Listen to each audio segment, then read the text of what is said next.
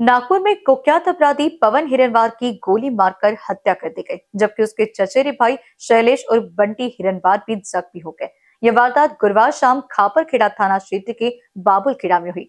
प्रारंभिक जांच में पता चला कि यह हत्या 2.5 साल पुरानी रंजिश का बदला लेने के लिए की गई थी। शेखू खान ने पवन के भाई शारोज की हत्या का बदला लेने के लिए सुपारी दी थी। शेखू का भाई शारोज 2022 में बजाज नगर के सूरज हिरनवार द्वारा मारा गया था। पुलिस ने कुछ संदिग्ध अपराधियों को हिरासत में लिया है, जबकि शेखू और उसके गुर्गे शहर से बाहर है। शेखू के प्लान का शहर पुलिस को काफी समय से पता था। 2 दिन पहले शेखू के शूटर्स ने चामड़िया बस्ती में घुसकर हिरनवार बंदूक की खोजबीन की थी। उस वक्त भी शहर पुलिस ने कोई एहतियाती कदम नहीं उठाया।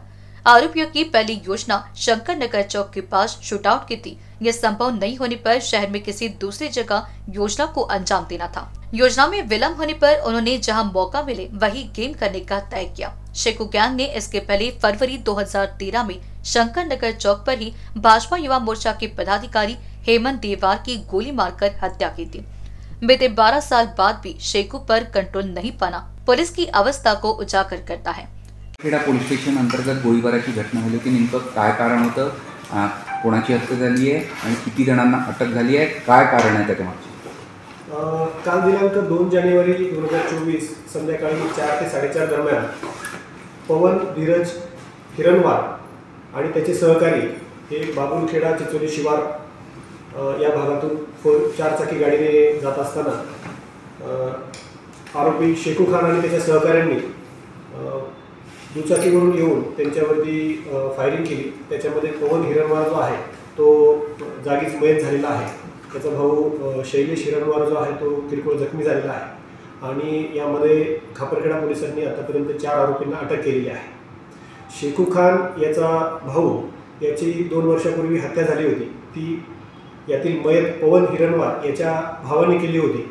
या कारणावरून ही घटना झाली आहे असं तपासामध्ये प्राथमिकदृष्ट्या दिसून येत आहे। या व्यतिरिक्त अजून 2 ते 3 आरोपी जे आहेत ते निष्पन्न झालेले आहेत आणि पुढील तपास खापरखेडा पोलीस स्टेशन करत आहे।